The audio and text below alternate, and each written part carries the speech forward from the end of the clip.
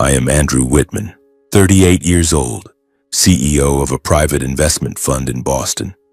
My life revolves around numbers, high-stakes meetings, and decisions that can alter the fate of millions of dollars. But that day, a weekend morning in October, I decided to break the routine. I drove my sleek black Audi speeding along the highway toward Manhattan, my heart racing with excitement over the spontaneous idea for my younger sister, Lily. Today was her birthday, and I wanted to create a real surprise. No advance notice, no phone call, just showing up with a smile and a gift in hand. Lily has always been my little sister, even though she's now 32 and has her own life. We grew up in a wealthy family in Greenwich, Connecticut, where our parents taught us about responsibility and love. But Lily is different from me. She didn't pursue a career in finance like I did or like our father. She loves art, the paintings, the free brushstrokes that I've never fully understood. And I, with my packed schedule, hadn't seen her in 3 months. I told myself today would make up for it. On the passenger seat beside me was the gift I'd prepared for weeks. Not a Hermes bag or an expensive watch, the flashy things I knew Lily would hate. This was a professional art kit, including a high-end digital drawing tablet, a sensitive stylus pen, and an online course with the artist she'd admired since college. I remember clearly the moment Lily left home to chase her dreams in New York. She cried from fear, but her eyes sparkled with the excitement of someone stepping out of their comfort zone for the first time. "Andrew, I'm going to paint my own world," Lily said then, voice trembling but full of determination. This gift was my way of telling her that I still remembered, still followed her journey, and had never stopped supporting her. I'd spent hours researching online, calling art supply stores, even clumsily trying a few strokes myself just to ensure it truly fit the path my sister was on. Every time I imagined Lily opening the box, my heart warmed in a strange way. As if amid the bustling traffic and work pressures, I still kept a private corner just for family. As I turned into the Upper East Side neighborhood in Manhattan, the car clock showed 10 a.m. Lily's townhouse came into view. The house was a wedding gift from our family to Lily and Mark, her husband. It was a classic brownstone with large glass windows and a glossy black iron fence. I parked on the curb, turned off the engine, and picked up the birthday gift, my heart beating faster. I pictured Lily opening the door, eyes wide in surprise, then hugging me tightly. But as I approached the gate, I noticed everything was unusually silent. The iron gate was locked tight, curtains drawn completely shut, not a sound from inside. No sign of Lily's or Mark's car in the garage. I frowned, telling myself they might have gone out early. Lily likes weekend shopping or perhaps meeting friends at her favorite cafe. I decided not to call right away, wanting to keep the surprise intact. I sat back in the car, rolled down the window to breathe in the New York air, a mix of exhaust, toasted bread from a nearby shop, and honking horns. Time passed slowly. I checked work emails, replied to a few messages, but my mind kept drifting to Lily. By 11 a.m., sunlight streamed directly through the windshield, making me hot. I stepped out, walked around the block, hoping to see Lily returning with arms full of bags. But nothing. The house remained dead silent, like an abandoned castle in the midst of the vibrant city. A sense of unease began to creep in. Lily isn't the type to be away from home for long, especially on weekends. She always stays in touch with family, a rule from childhood after our mother nearly had an accident and taught us to always check in. I reassured myself. Maybe her phone battery died, or she was in a spot with poor signal. But the bad feeling grew like a dark cloud blocking the sun. I remembered when Lily was sick in college. I'd driven through the night from Boston just to bring her soup. Now sitting here waiting, I felt like a useless brother. By noon, the sun was harsher, sweat beading on my forehead. I couldn't take it anymore. Hands trembling, I dialed Lily's number. It rang long, no answer. I called again, second time, third time. My heart pounded, each ring like a countdown to something terrible. "Lily, where are you? Answer me," I whispered to the screen. Still silence. This rarely happened. Lily always picked up, even if just to say, "I'm busy, I'll call back, bro."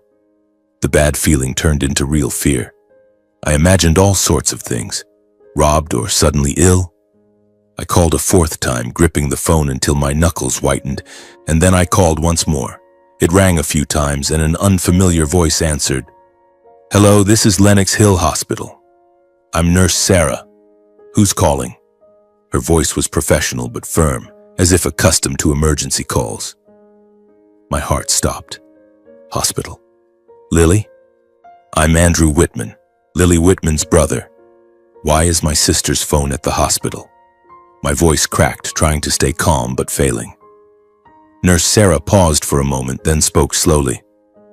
"Mr. Whitman, your sister was admitted for emergency treatment a few days ago due to a traffic accident. She's currently in critical condition in the intensive care unit. You should come immediately." The world around me collapsed. I was stunned, the gift still clutched in my hand, the shiny wrapping paper glinting mockingly under the sun. Traffic accident? Critical condition? Lily fighting for her life in the hospital, while I, the brother who thought he protected her, was sitting here waiting to surprise her. Guilt surged like a tidal wave, drowning me. I tossed the gift onto the back seat, started the engine, and sped off, flooring the accelerator so hard the tires screeched on the pavement. Lenox Hill Hospital was only a few blocks away, but at that moment the distance felt like an ocean. My heart pounded erratically, breaths coming in gasps, the steering wheel slippery from sweat. On the road I weaved through traffic, horns blaring around me like the screams in my head. When I reached the hospital, I parked haphazardly in the emergency lot, ignoring the no parking signs. I rushed into the main lobby, the sharp smell of disinfectant hitting me like a punch, making me dizzy. The reception desk was crowded, but I pushed forward, voice trembling. "Lily Whitman, where is my sister right now?" The receptionist looked at me, eyes full of sympathy. That look I hated because it confirmed everything was terrible. I showed my ID, explaining hastily about the call from Nurse Sarah. She nodded, made a confirmation call, and a young medical staff member led me through the long, echoing hallway. Each step felt heavy, my shoes echoing like my heartbeat. "She's in the intensive care unit," he said, voice flat as if reading from a script. I nodded, but my mind was blank. Images of Lily beaming on her wedding day flooded back. She in her white dress, holding a bouquet of roses, and me standing beside her, proud but worried about Mark. "I'll be happy, bro," she had said. And now? I'd left her alone for too long. At the ICU door, I froze as if turned to ice. Through the thick glass, Lily lay motionless on the bed, body connected to countless tubes and wires, the ventilator rhythmically inflating her chest, and the vital signs monitor beeping steadily like a reminder from death. My sister's face was pale, her long hair disheveled, bruises mottling her arms. This wasn't Lily, not the sister who always smiled, who painted vibrant, colorful pictures. This was a living corpse, dependent on machines. My heart twisted, tears streaming down my face. I leaned against the wall to keep from collapsing. Nurse Sarah, the one who had called me, stepped out, gently touching my shoulder. "You're her brother?" We tried contacting her husband, but... I nodded, interrupting, voice hoarse. "I know. Let me see my sister." She led me through the protocol, requiring a mask and hand washing. Every action felt mechanical while my head was empty. I sat by the bed, taking Lily's hand, ice cold, limp, no response. A few minutes later, I sought out the attending doctor. I couldn't just sit there. I needed the truth, needed to control something in this chaos. The doctor was a middle-aged man with thick glasses, voice calm to the point of coldness. I confirmed I was immediate family, her blood brother, and he nodded, leading me to a private room. "Ms. Whitman has passed the initial critical phase after the accident," he began, flipping through the chart. "Her car collided with a truck, likely due to loss of control. We performed emergency surgery to stop internal bleeding." I nodded, trying to follow, but then he continued. "However, she remains in a deep coma with multiple organ failure. Liver, kidneys, lungs all affected. Her condition could worsen at any time. We're monitoring closely, but you should prepare yourself." Those words exploded in my head like bombs. My ears rang. The medical terms, deep coma, multiple organ failure, becoming fragmented, meaningless. They floated like fog, ungraspable. Fear and helplessness overwhelmed my usual logical thinking. The thoughts of strategy, risk, profit. I, who always controlled everything in boardrooms, was now powerless over my sister's life. "Doctor, do you know when she'll wake up?" I asked, voice breaking. The doctor shook his head. "We can't say for sure. We're doing everything we can." I left his room with legs like lead, mind reeling. How could this happen? Lily was a good driver, careful. Something wasn't right. After a few minutes composing myself in the hallway, deep breaths, wiping tears, I returned to the ICU. I observed around other patients, machine beeps, antiseptic smell. And then I realized something. Lily's husband was nowhere to be seen. Mark Collins, the handsome husband who called himself a businessman, wasn't here. I asked Nurse Sarah, trying to keep my voice steady.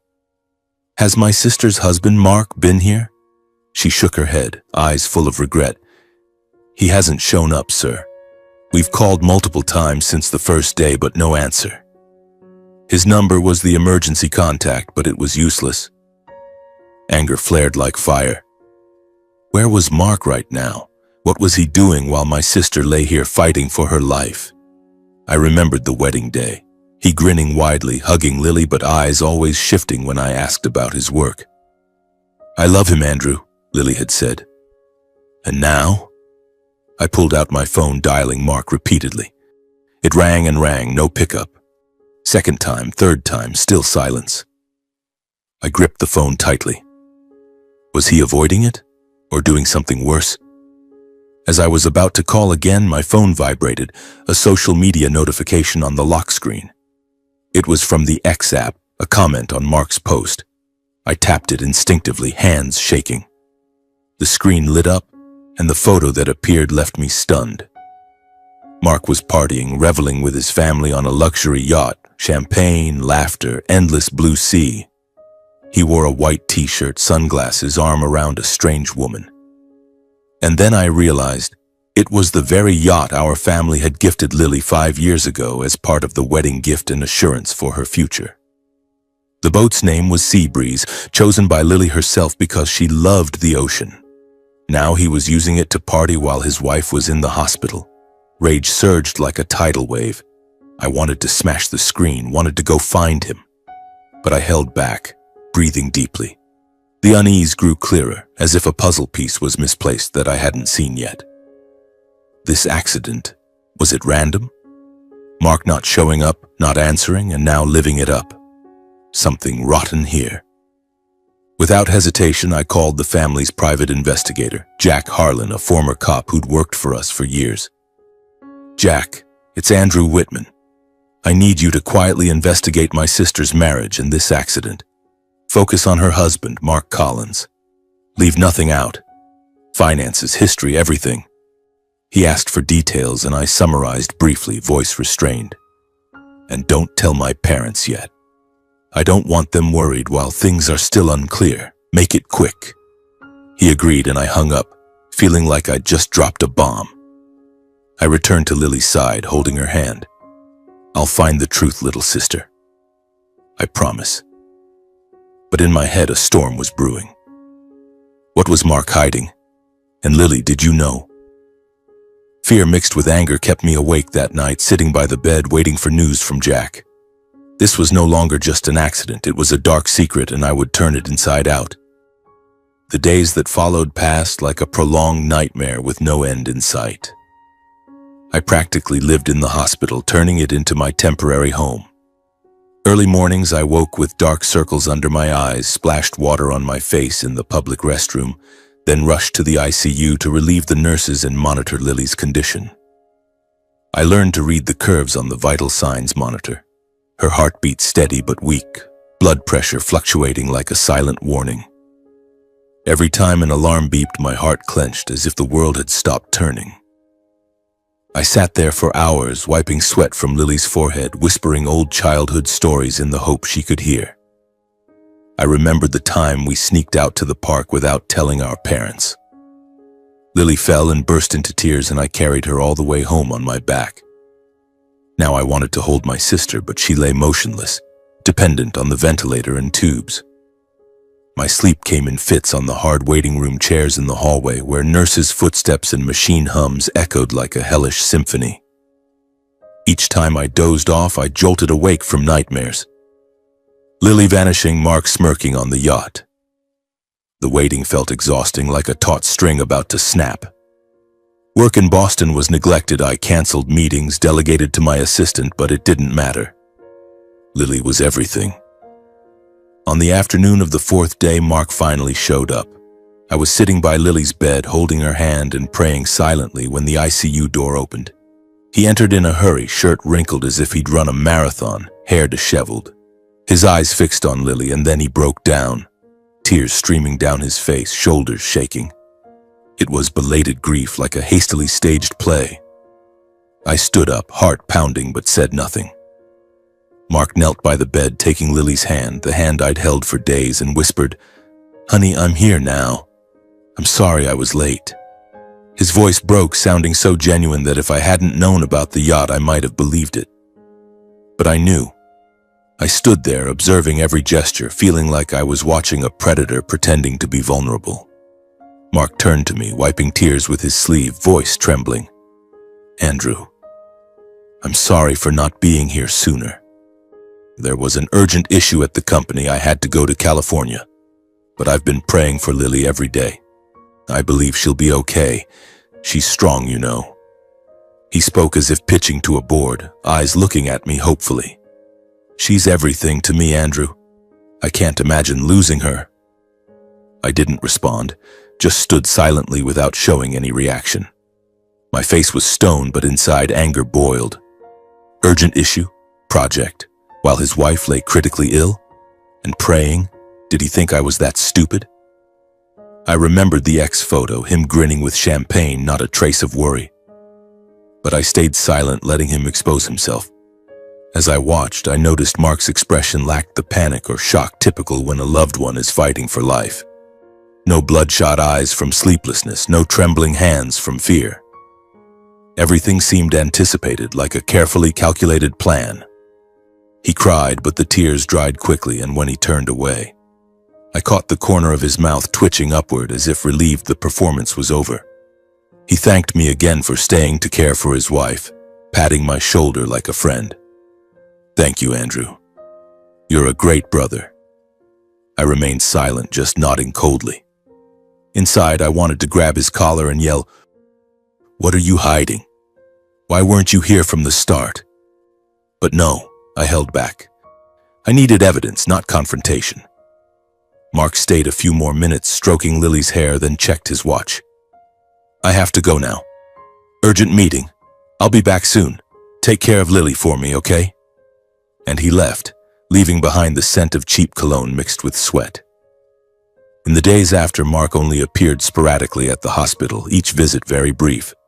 He arrived unexpectedly, stood by Lily's bed for a few minutes, leaned down to whisper the same hollow words like, "Hang in there, honey," then quickly left. "My project is at a critical stage," he said during one visit, voice lowering, eyes avoiding mine. "But I'm always thinking of Lily." I didn't probe, didn't expose him. I didn't mention the yacht, the unanswered calls. I just silently observed, letting his haste and empty words reveal everything. I pretended to suspect nothing, smiling politely when he greeted me. But all my attention focused on tracking every small change in Lily's condition. Each morning I asked the doctor, "How is my sister? Any progress?"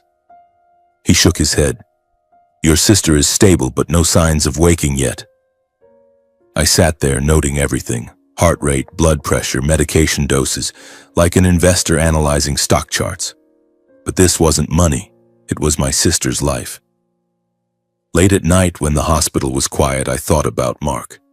What was he doing now? Partying again? Or worried about me? The tension built, exhausting me, but I couldn't stop.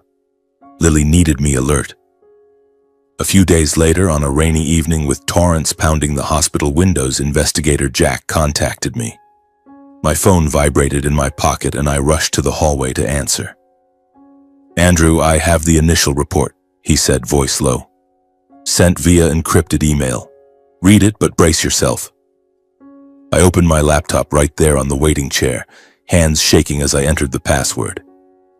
The report appeared, detailed cold like a financial statement. And what I read made the world collapse again. The report showed Mark had exploited Lily and the marriage to access our family's finances, using the money for uncontrolled personal purposes. He wasn't the successful entrepreneur he claimed, he was an opportunist. From the wedding day, he'd persuaded Lily to sign documents, transferring funds from the family trust to joint accounts, then using them for risky investments. But it didn't stop there. Mark had a history of gambling addiction, records from Atlantic City casinos, losses in the hundreds of thousands. He used stimulants, cocaine, and synthetic drugs, with receipts from black market sources. And worst, involvement in cryptocurrency investments with severe losses, millions evaporated in scam exchanges. Currently, Mark had borrowed nearly $5 million from banks, with collateral being the Manhattan townhouse and the Yacht Sea Breeze, assets titled in Lily's name, gifted by the Whitman family at the wedding 5 years ago.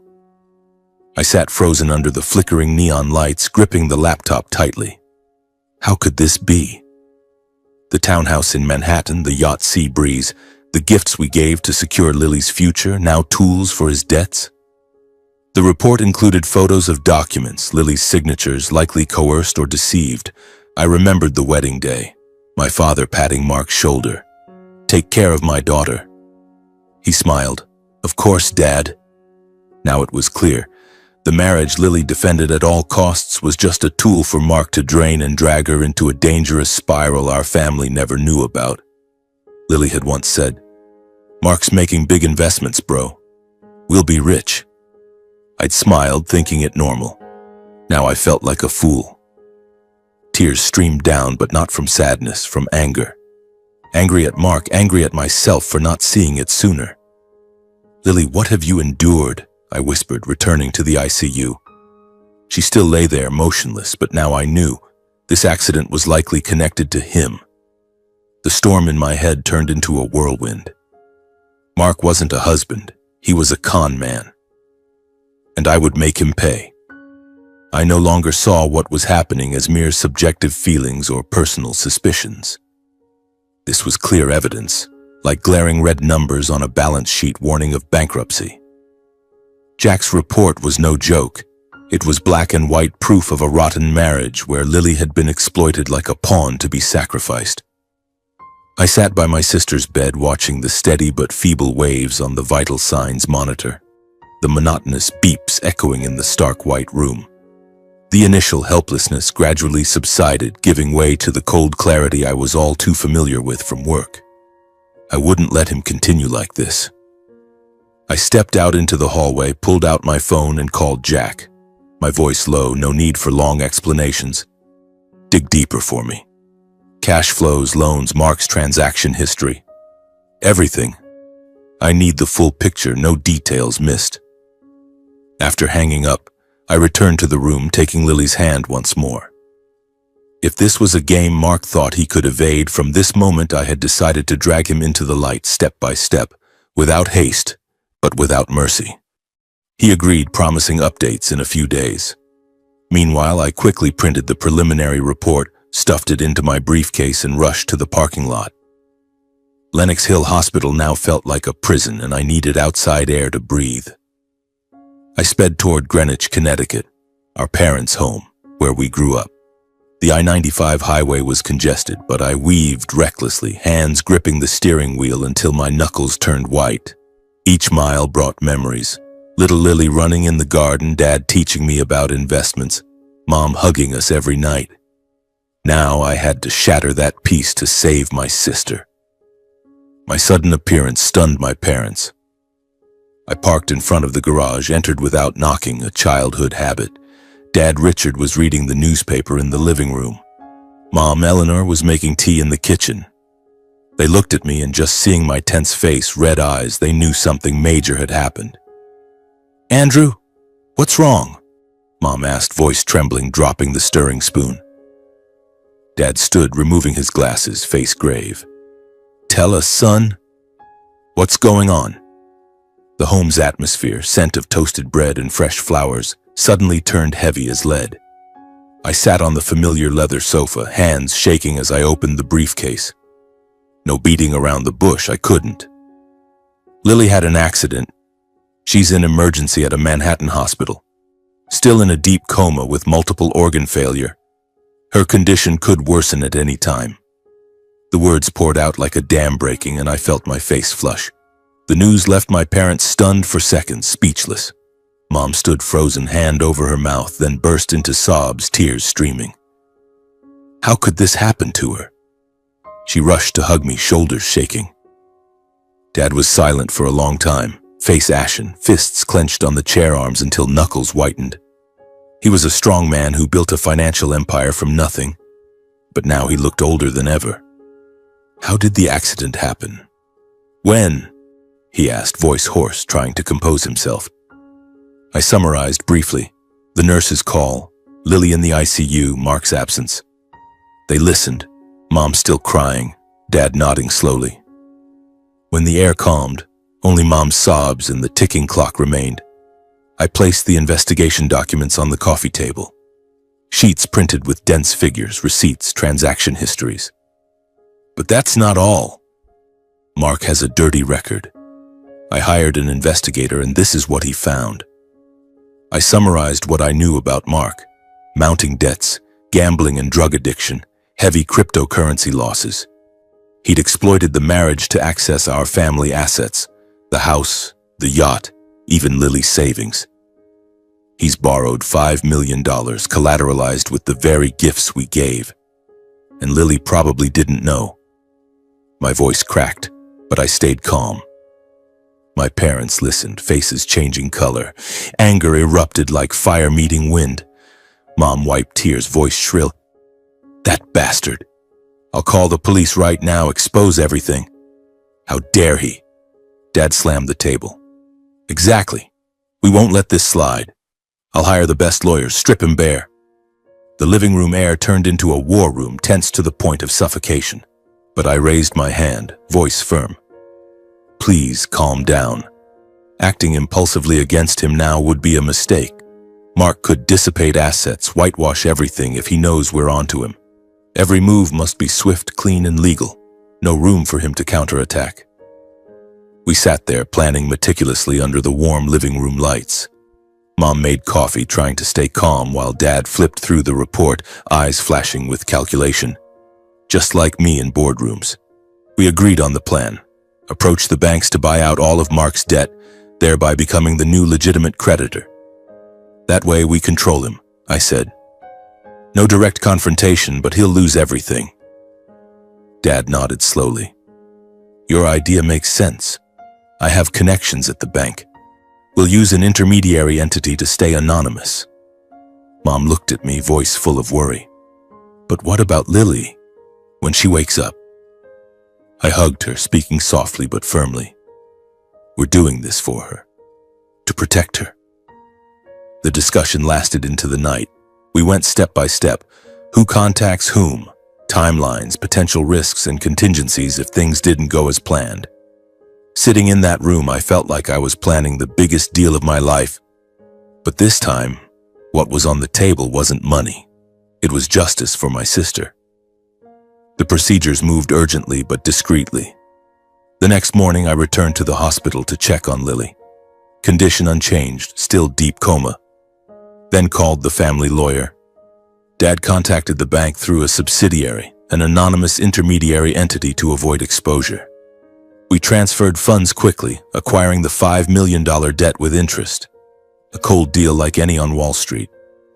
Jack sent more reports. Mark's cash flows into casinos, offshore accounts, even cocaine purchase receipts. My heart raced, everything fit.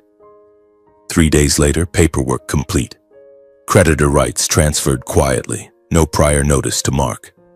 And then, the Manhattan townhouse and Yacht Sea Breeze titled in Lily's name were immediately seized per collateral terms.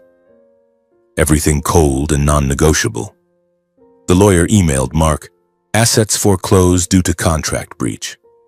I imagined his face paling as he read it. Per the agreed plan, I had Dad directly contact the bank. As head of the entity now holding the debt and controlling accounts in Lily's name, Dad requested freezing all secondary cards and credit limits Mark was using. Everything proceeded swiftly and by the book. The bank confirmed the request valid and executed immediately. From that moment, the money flow Mark relied on for his lavish lifestyle, parties, yachting, first-class flights, was completely cut off. I knew he would panic. And sure enough, hours later, the family lawyer forwarded recordings of Mark's frantic calls to the bank. "What's going on? This must be a mistake," his voice cracked in panic. "I need to speak to the bank manager. That's my wife's property." But no one reversed it. Everything legal, clear, no loopholes for argument. Layer by layer, his facade began to crack.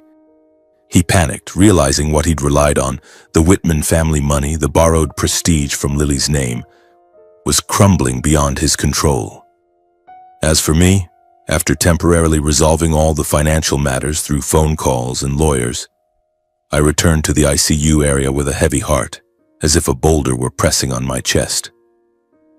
I walked slowly down the hospital hallway, my shoes echoing dryly in the cold space. The debt figures and the newly seized assets were just the first step. I knew the real nightmare was still ahead. And Lily, my sister, still lay motionless behind the ICU door, connected to machines, a painful reminder that no matter how much I controlled outside, here I remained powerless before the fragile line between her life and death. Nurse Sarah greeted me with her familiar weary smile. "Her condition is more stable today, Mr. Andrew. No worsening signs." I nodded in thanks but didn't linger. I sought out Lily's primary doctor, Dr. David Harlan, a middle-aged man with thick glasses and a voice so calm it sometimes irritated me, as if he were too detached from my fear. I knocked on his office door, voice urgent. "Dr. Harlan, I need more details about my sister's condition." He nodded, invited me in, and closed the door. The room felt stifling, with stacked medical files on the desk and the smell of cold coffee. In that office, Dr. Harlan flipped through Lily's chart, his eyes scanning the dense pages of data. "Mr. Whitman, we've discussed it briefly, but if you want details..." He paused, sighing lightly. When Lily was brought in critically, initial blood tests showed some abnormal indicators. My heart beat faster, sensing something worse.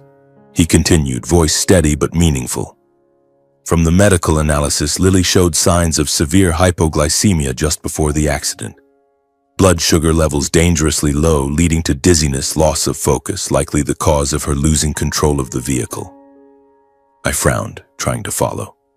Lily didn't have diabetes. She was healthy, ate regularly. "That doesn't match her physical condition or medical history," he confirmed, as if reading my mind.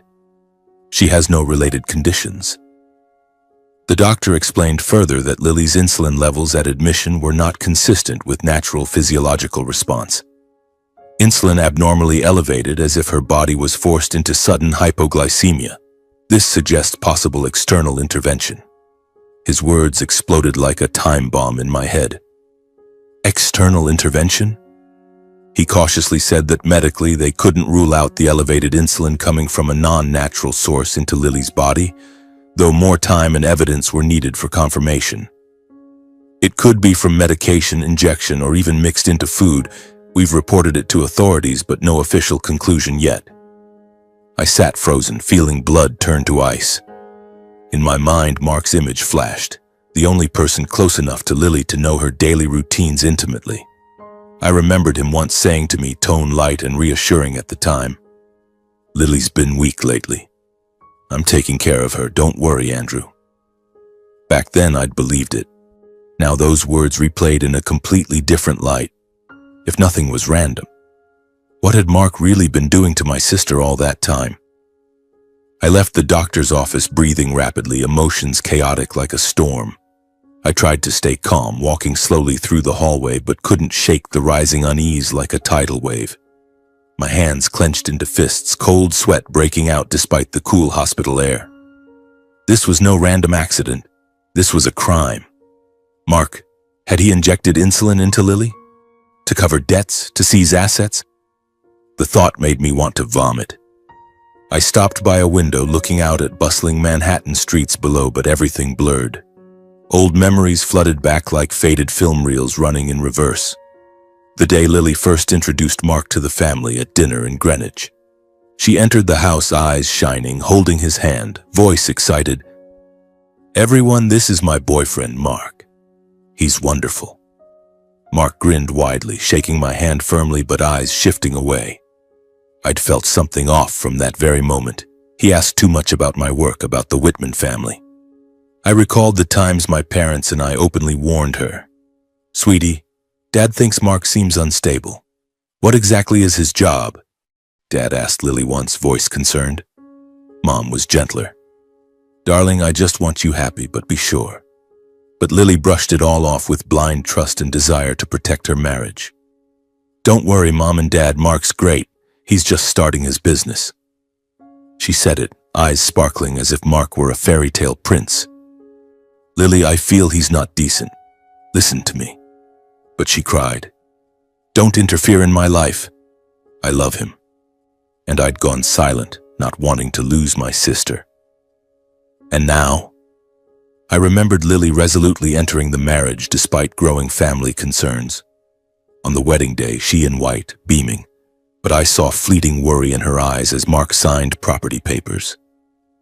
"Are you sure about this?" I'd whispered. "Yes, bro. This is my future." Anger surged as I thought of all that had been hidden, intertwined with regret for not being firmer and not being there for her more.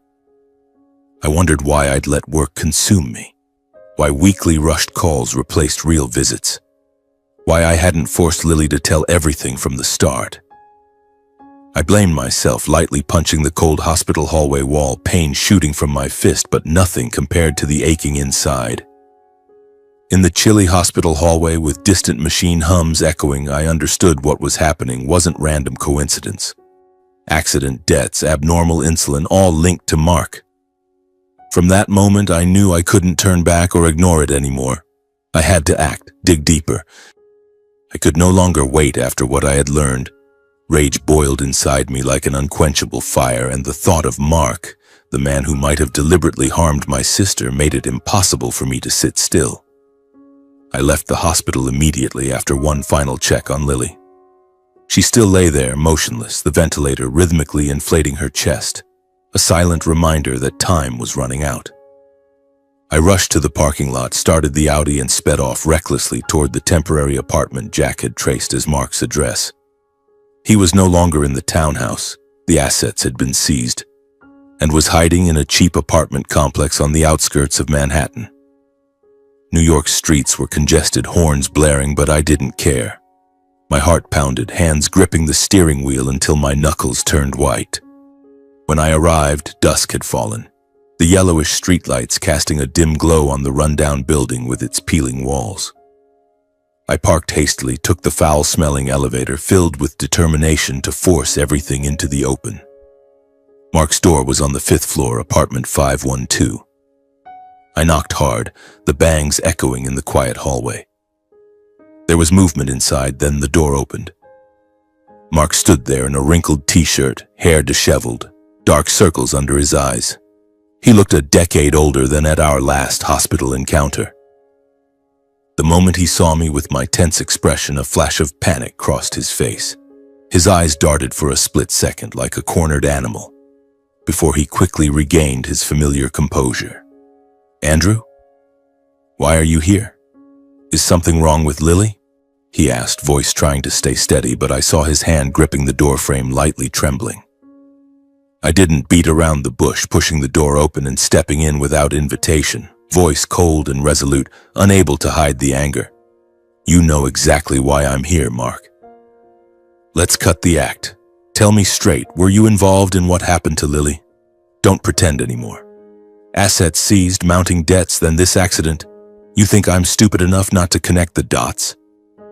His apartment was a mess. Belongings piled up, empty liquor bottles rolling on the floor, the stench of cigarette smoke mixed with sweat. He closed the door, face paling but forcing a smile. "Andrew, calm down. You're letting emotions take over because of Lily's coma." I get it, but don't throw around accusations. I love my wife. Why would I harm her? He deflected, voice artificially sweet, like pitching a bad deal to investors. I stepped closer, lowering my voice, but each word cold and heavy. You love my sister? Or do you love our family's money? 5 million in debt, gambling, cocaine. You needed Lily not as a wife, but as a wallet. Mark backed up, trying to stay balanced, voice rising. You're insulting me. I'm her husband. I was with Lily because I love her. I let out a short, joyless laugh. Love her by mortgaging her assets? Love her by using her as a shield for your debts? I paused for a beat, staring straight at him, words slow but weighty. And right after that, Lily has an accident. Just when you're drowning in debt. You don't see how obvious the timing is? Mark clenched his jaw, eyes flickering. He retreated half a step, then snapped back, voice louder as if reassuring himself. Accidents happen. Traffic on the road, no one can predict it. I'm heartbroken, Andrew. I've prayed for Lily every day. I stared at him without blinking. Praying for her to live or praying for you to get away with it? Mark froze for a single breath. I continued, voice unchanged. The doctor mentioned abnormal insulin levels in Lily's blood. His face changed completely. He repeated, voice unnaturally high. Insulin in Lily's blood? I don't know what you're talking about. Lily doesn't have diabetes. I didn't look away.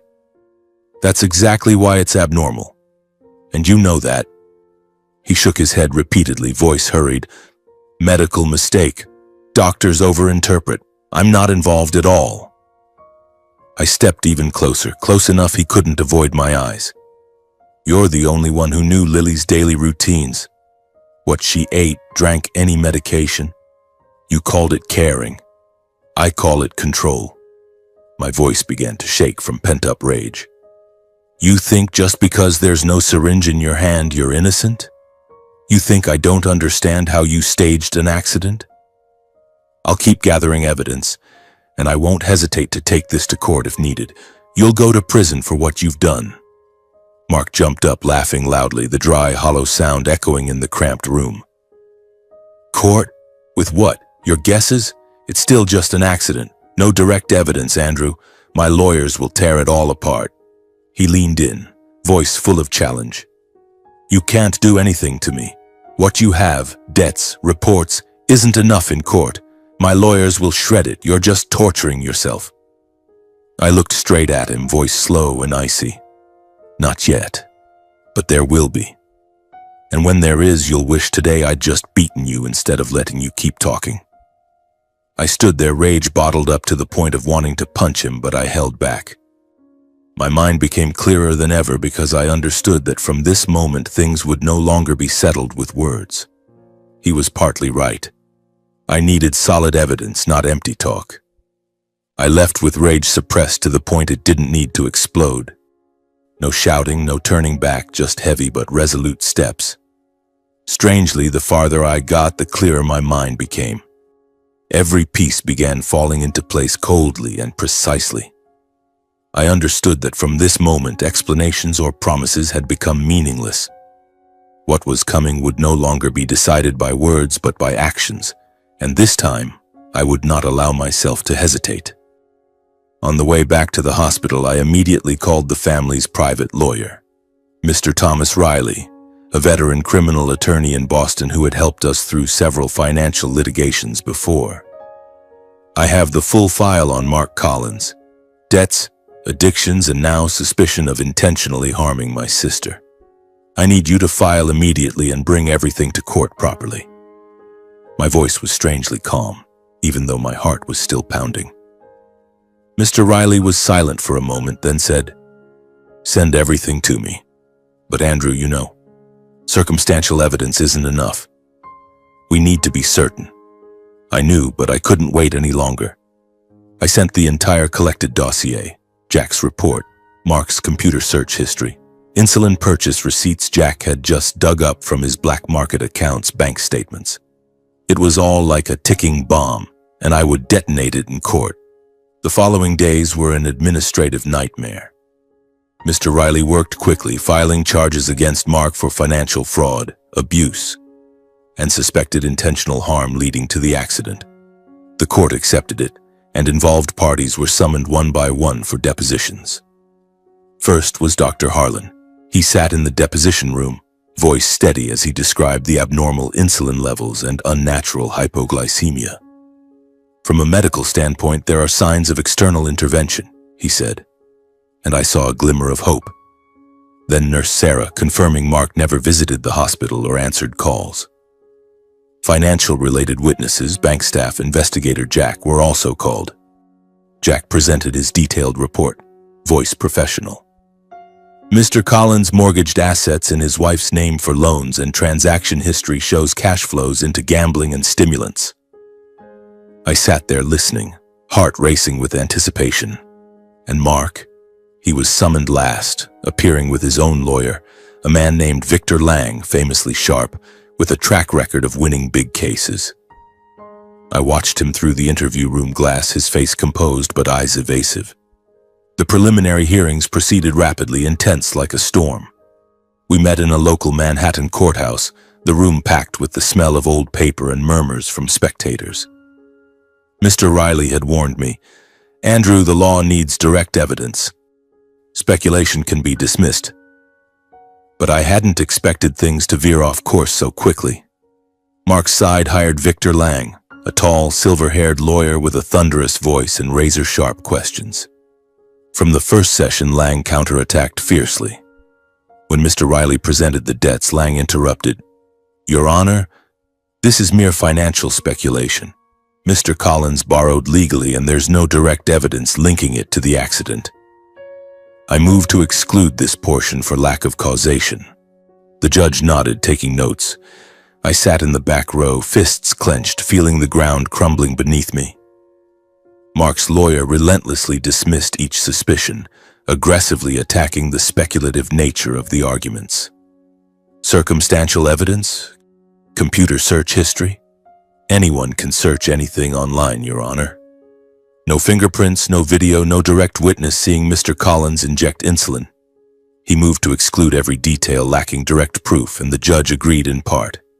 The medical and financial anomalies were gradually blurred by arguments that no clear causal link to the accident had been proven. Dr. Harlan was cross-examined. "Are you certain Mr. Collins administered the insulin, or is it just a hypothesis?" Dr. Harlan shook his head. "I'm speaking medically, not about who did it." Lang smirked. "So it's speculation, Your Honor." I wanted to stand and shout, but Mr. Riley held me back. "Stay calm, Andrew. This is their game." Before the panel, Mark maintained an eerily calm demeanor. He appeared impeccably each session. Sharp black suit, straight tie, groomed hair, controlling every gesture, portraying himself as a wronged husband patiently awaiting justice. He sat there, eyes fixed on the judge, voice steady in responses. "I love my wife, Your Honor. The accident is a tragedy, but I'm not involved. These accusations are just misunderstandings from her brother, who has always disliked me. He even shed fake tears once, dabbing them with a clean handkerchief. In contrast, I had to constantly suppress my rage, sitting silently as arguments dismissed every suspicion for lack of direct evidence. Each time Lang rebutted, it felt like a punch to the face. No video of injection? No witness? Then these accusations are worthless. My heart twisted, hands trembling under the table. My parents called daily from Greenwich, voices worried. "Son, how's the hearing going?" I tried to reassure them, but inside fear of failure grew. Through each hearing, the scales tipped toward Mark, and the likelihood of the case being dismissed became clearer. At the third hearing, the judge spoke calmly but decisively. "The court acknowledges the seriousness of the allegations. However, at this time, the plaintiff has not provided direct evidence sufficient to prove criminal conduct. Absent new developments, the court will consider dismissing the case." Mr. Riley stood, cautiously maintaining argument. "Your Honor, while direct evidence is lacking, the entire chain of events and timeline show a clear, systematic motive warranting further examination. Lawyer Lang immediately countered, "Your Honor, assumed motive cannot substitute for legal evidence. Without direct proof, continuing the case violates the presumption of innocence." I left that session reeling, rain pouring outside the Manhattan courthouse, soaking my coat.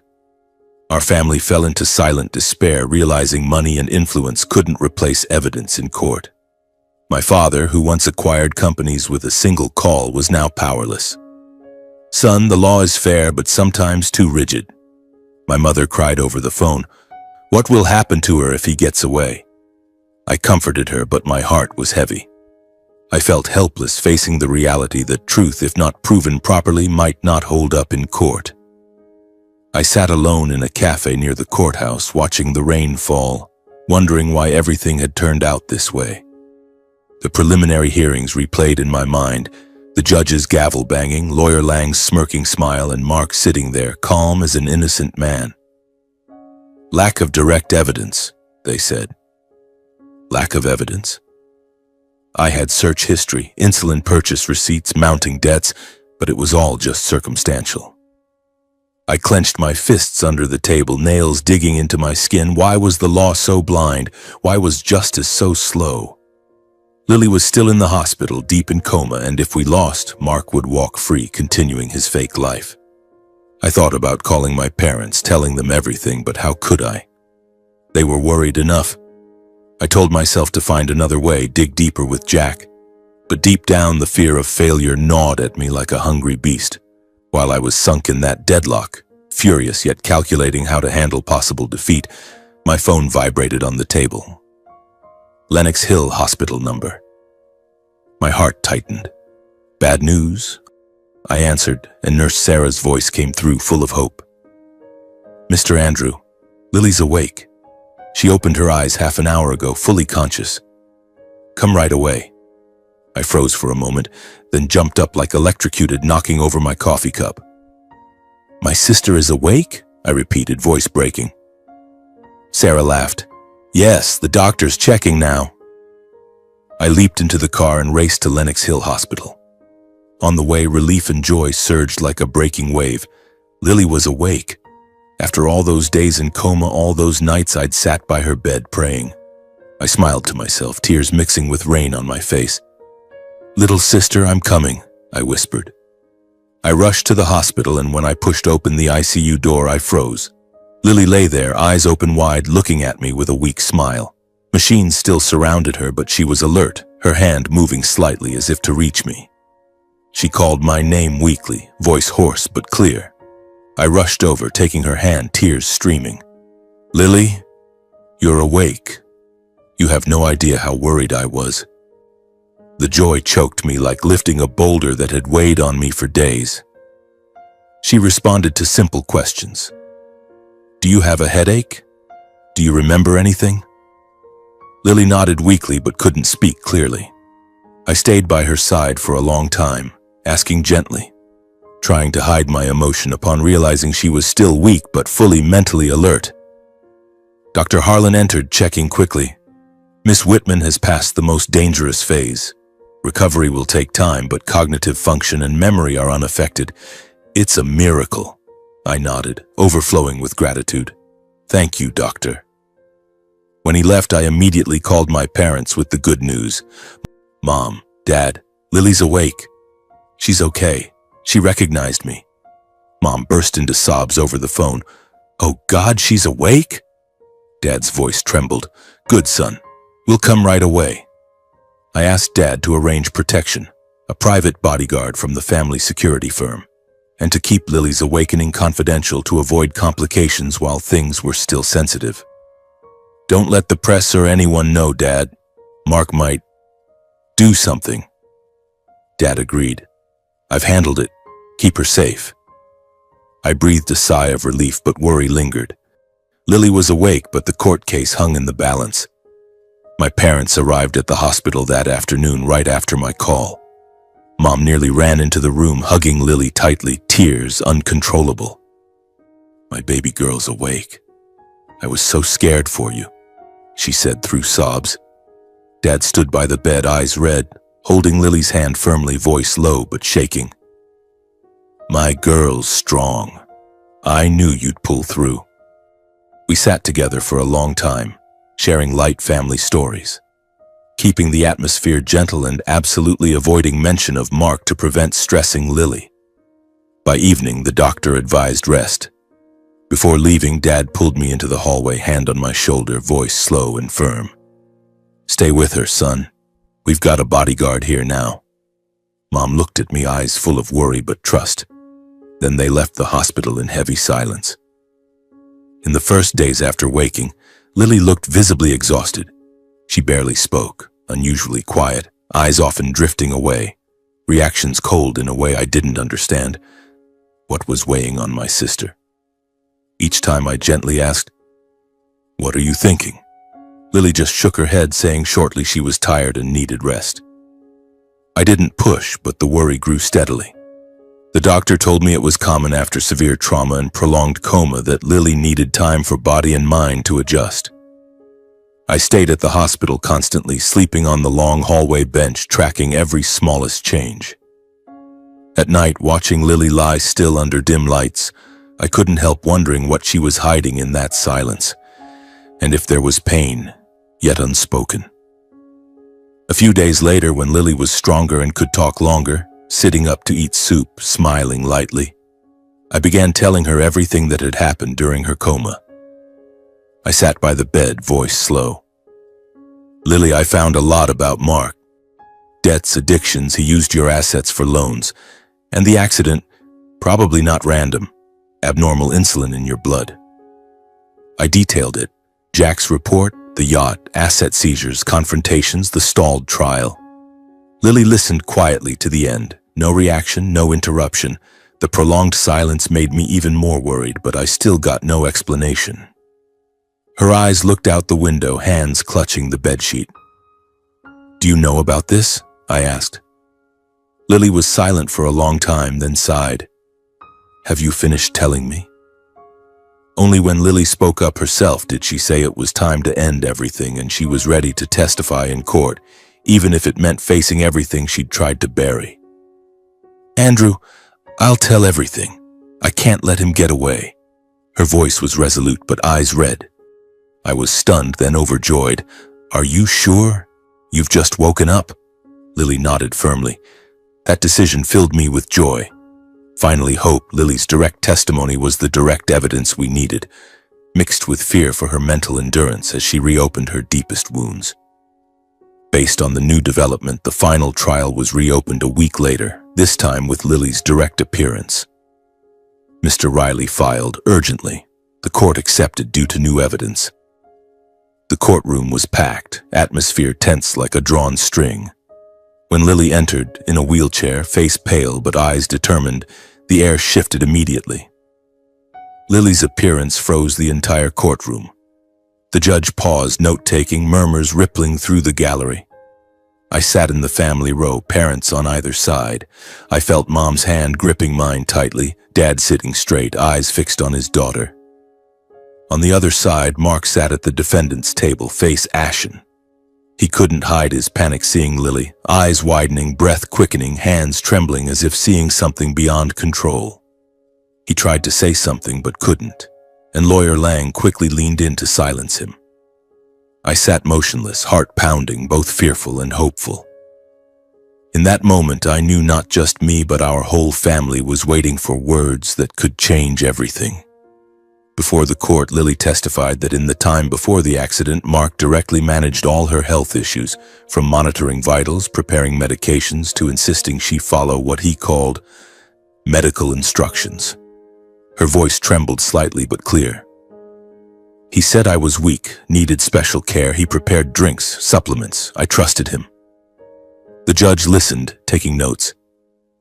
Lily stated she accidentally discovered on Mark's computer search history related to insulin and hypoglycemia, plus purchase receipts for medications and supplies mismatched with her health. I found it strange because I don't have diabetes. I took photos, saved them to a private email. Sensing irregularity, Lily had quietly preserved these documents as self-protection, and after waking, handed them all to lawyers and investigators for verification, cross-referencing with medical records and accident timing before presenting in court. The evidence was presented one by one: screenshots, authenticated receipts, medical analysis, piecing together a clear picture, rendering prior denials untenable. Lang tried to object. "This is speculation," but Mr. Riley countered, "Direct evidence from the victim, Your Honor." Faced with authenticated physical evidence and Lily's direct, consistent testimony, Mark could no longer deny. He bowed his head, voice shaking. "I admit it. I just wanted to hide the debts. I didn't mean to kill her." He confessed to intentionally interfering with his wife's health to conceal the $5 million loan and unauthorized use of her assets. The courtroom fell dead silent. I gripped Mom's hand tighter. The court found Mark guilty of intentional severe harm endangering life, plus financial fraud, sentencing him to 28 years imprisonment without parole, while confiscating all related assets and permanently barring him from managing or using any property in Lily's name. The gavel banged and Mark was led away, face gray. Our family left the courtroom in silence, no complete sense of victory, just relief mixed with pain as the truth was finally exposed. Mom cried, "Darling, it's over now." Dad silently hugged us. I looked at Lily in her wheelchair. She smiled weakly. "It's done, bro." But I knew the wounds remained. We returned to the hospital together, beginning the healing journey. I stayed with Lily all night, telling funny stories to make her laugh. But deep down, I knew she was hiding something. The next morning, when my parents visited again, Lily hugged them. "I'm showing positive signs, Mom and Dad." We sat together, eating fruit, avoiding court talk. But anticipation lingered. Would Lily tell everything? I waited, heart full of hope and anxiety. A miracle had happened, but the road was still long. After the trial, everything seemed to close. But in reality, it was only the beginning of a new chapter full of pain. Lily was brought home to live with our parents in Greenwich for easier care. Dr. Harlan advised close monitoring for at least a few months, as her body remained weak after the coma and accident. We hired a private nurse, turning Lily's old room into a small medical area with monitors and medications. The large house in Greenwich, where we grew up with afternoons playing in the garden, now felt quieter than ever, but the atmosphere was heavy in a different way. No more laughter echoing from the kitchen when Mom baked. No more lively debates about football with Dad. Instead, a stifling silence, as if everyone was trying to breathe under a thick fog. At every meal, we sat around the table making small talk about the weather or work. But everyone's eyes turned to Lily, waiting for some sign. Each time I visited, usually weekends from Boston or midweek if work allowed, I noticed Lily becoming unusually quiet.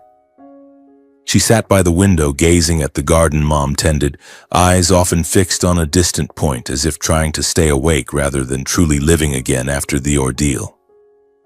Lily was no longer the sister who always smiled, who painted vibrant, colorful pictures. She ate sparingly, answered questions briefly, and sometimes I saw her hands tremble slightly holding a glass of water.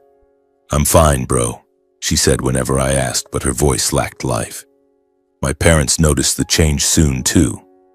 One evening after Lily had gone to rest, Mom pulled me into the kitchen, lowering her voice as if afraid she'd overhear. She said, "Son, Lily isn't the same anymore. She's not just recovering from the accident. It's like she's carrying unspoken pain." Dad sat at the table, quietly lighting a cigar, an old habit when worried. He took a deep drag, then spoke slowly. "You're right, Andrew. She avoids mentioning Mark, avoids talking about the accident. But her eyes—" He paused. "Her eyes have no life left." I stood between them, listening to every word, and for the first time since it all happened, I realized this worry wasn't mine alone. The whole family felt something deeply wrong with Lily. Their words made me increasingly uneasy, even though everything outside had closed. Mark in prison, assets seized, justice served.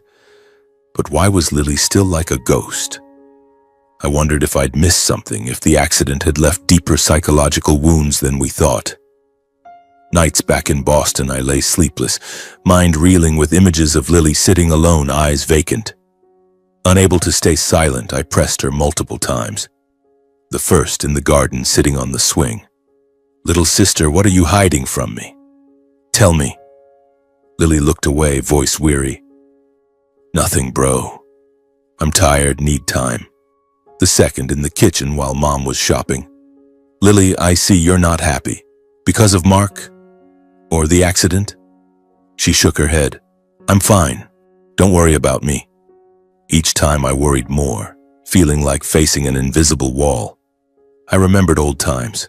Lily used to tell me everything from school crushes to work worries. Why so closed now? I blame myself, perhaps too busy, not there enough. But I didn't stop, continuing visits, bringing flowers, books, trying to spark a smile. One day, autumn chill in Greenwich, golden leaves covering the garden, I sat beside Lily on the living room sofa, holding her hand longer than usual. "I love you so much. Whatever it is, tell me." Lily looked at me, eyes glistening, then suddenly burst into sobs. The pent-up emotions finally broke like a dam, sobs echoing in the quiet house. I held her tightly, heart racing. "Cry it out. You'll feel better. I'll listen." Lily cried for a long time, shoulders shaking, tears soaking my shirt. Then, through tears, she revealed she had been pregnant, and the accident had taken the unborn child, a pain she'd buried all this time. I was 3 months pregnant, but the accident took the baby, bro. Her voice broke, hand gripping mine tightly. I froze, thunderstruck. Pregnant? The child? How didn't I know?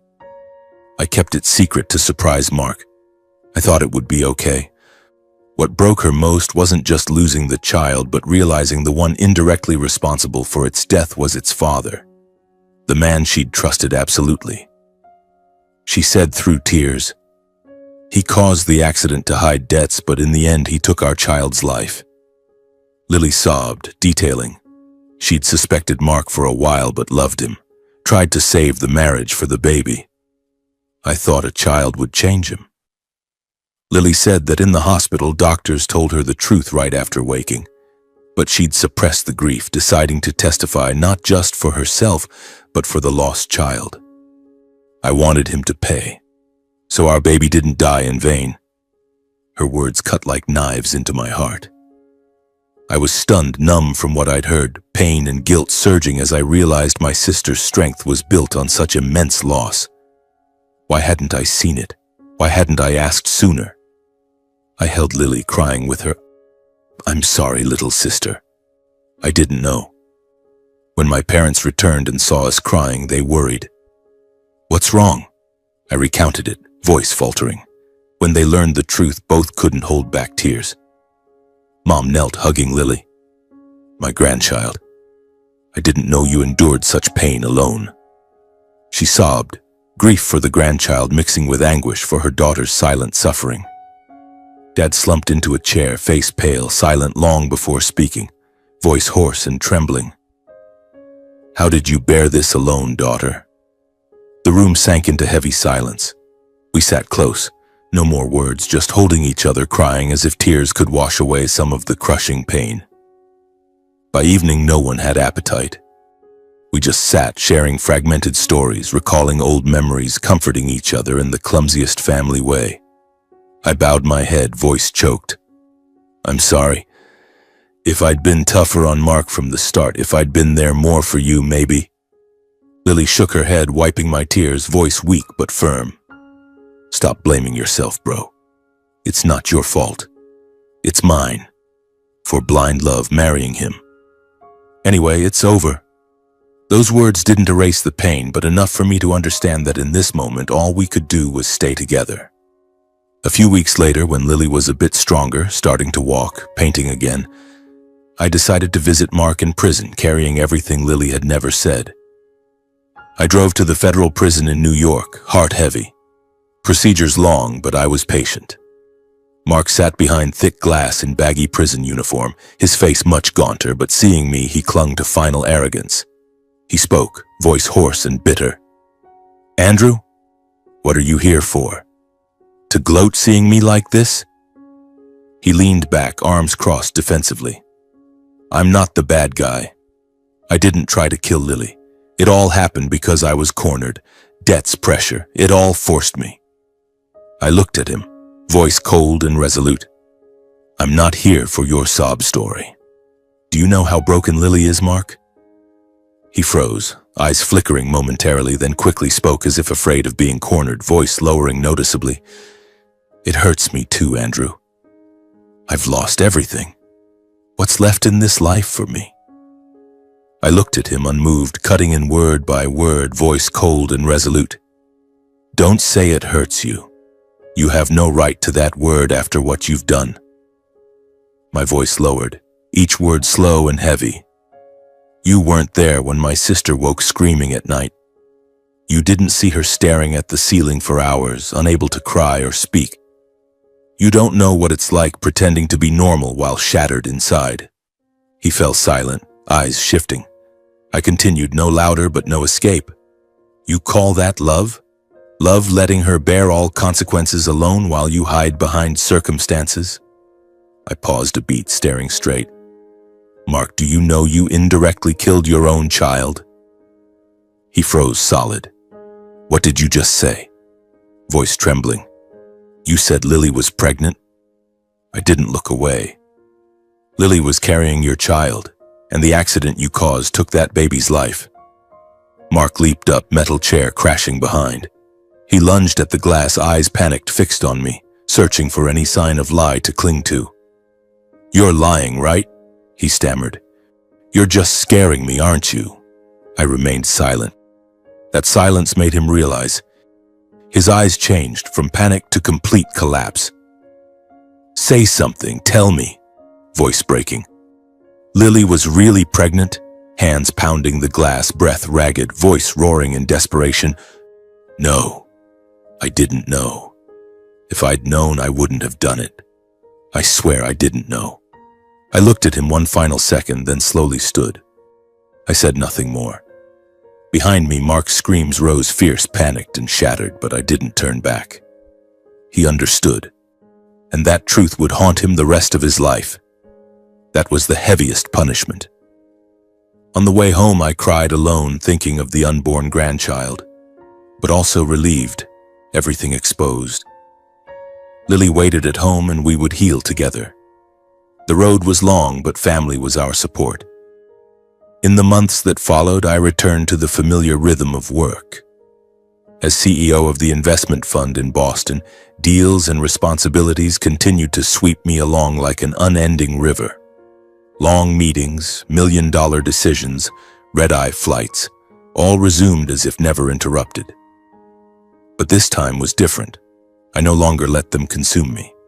I actively adjusted my pace, refusing to trade family for busyness. Each week I proactively canceled non-essential meetings, turned off my phone earlier than usual, and drove to Greenwich. Not out of obligation, but because I had realized that work was just work, while family was irreplaceable. Life was no longer an endless race. It was the balance I had neglected for too long. I spent more time visiting Lily, no longer as protector or guide, but simply as a brother there when she needed. Trips to Greenwich became frequent, sometimes just to sit beside her in the garden, silently watching leaves fall. Lily was now stronger, able to walk without crutches, but the scar on her arm and the pain in her heart remained. I didn't push her to talk, didn't try to fix everything as before. Instead, I listened, truly listened. I took Lily to a psychologist, patiently accompanying her through sessions, understanding that her trauma couldn't vanish just because justice had been served. I found the best specialist in New York, Dr. Elena, an expert in post-accident psychological trauma and loss. In early sessions, Lily cried a lot, talking about Mark, the lost child, the fear upon realizing her love was an illusion. Dr. Elena listened, guiding her to breathe deeply, keep a journal. I sat in the waiting room, heart tightening each time sobs echoed out. But I was patient, driving her to and from, sitting beside her on the way home, asking, "How do you feel today?" Lily gradually opened up. "It hurts a lot, but after the session I feel lighter." I understood. Wounds don't heal overnight. They fade like scars over time. Each therapy session was a small step, and I was there, not giving up. I remembered once after a session, Lily said, "Thank you for not pushing me." That was when I knew I was doing it right. Little by little, Lily began recovering. Long silences shortened. Smiles appeared more often, not forced but natural. At first, she sat alone for hours, but then she started rising early, making coffee for everyone, joking with Mom about old recipes. "Mom, I miss your apple pie. Let's make it together," Lily said one morning. And Mom cried because Lily was opening up more. Her smile, genuine, not pretended, warmed my heart. I saw my sister returning piece by piece. She rediscovered small joys once lost, from tending garden plants, watering roses, pruning branches, to painting in quiet afternoons. Lily sat by the window, brush gliding on paper, creating pictures of the sea, family, the unborn child as an angel. And then she dared talk about the future without avoiding. "Bro, I want to get back to art, maybe open a small studio." Those words filled me with joy, like seeing light at the tunnel's end. Recovery wasn't sudden magic, it was slow steps, and Lily was taking them. Seeing their daughter stabilizing, my parents felt relieved too. They no longer lived in constant worry, learning to accept that healing is a long journey requiring patience. Mom smiled more, baking for Lily every weekend, sharing old stories to cheer the house. Dad, the tough man, grew gentler, hugging his daughter each morning, saying, "My girl's so strong now." They joined family therapy a few times, learning to listen without judgment. "We almost lost her," Dad said one evening, voice low. "Now we must cherish every moment together." I saw my parents change, no longer over-worrying but trusting the process. Dinners grew warmer with laughter and stories. But we still remembered the grandchild. A drawing by Lily hung in the living room, a gentle reminder. Healing doesn't erase pain. It helps us live with it. One afternoon, I stood quietly on the porch watching Lily bent over flower beds in the garden. She carefully tended soil around young plants, hands dirty but movements slow and patient. Late-day sunlight fell on her face, highlighting thin sweat beads on her forehead, glistening like real signs of life. Lily wiped sweat with her hand, exhaled lightly, then smiled to herself. A smile no longer forced. Seeing that, memories flooded back. The ungiven birthday gift, cold hospital hallways, quiet investigations, tense courtroom, irreparable pain of the lost baby. My heart tightened, but this time not just pain. Gratitude that Lily was here, touching soil, sunlight, life. I suddenly understood family isn't a place for control or silent sacrifice, but where each person is protected, heard, and allowed to speak when something feels wrong. We'd once chosen silence over Mark's red flags, thinking it tolerance, respect. Now I knew that silence nearly took Lily forever. I stood there, watching my sister continue planting, and vowed to myself, from now on I'd listen more, ask when uneasy, act without waiting for collapse, not from fear of loss, but understanding the true value of protecting loved ones. Looking back on the journey, I'd learned justice can come late, but truth always needs someone patient and brave enough to pursue it to the end. I, once thinking I controlled everything with numbers and strategy, now knew life isn't a balance sheet. It's relationships, wounds, and strength to overcome. The story closes as I realize the past can't be erased, but we always choose how to live after. Not by forgetting, but by being wiser, kinder, and refusing to let old tragedies repeat through silence or avoidance.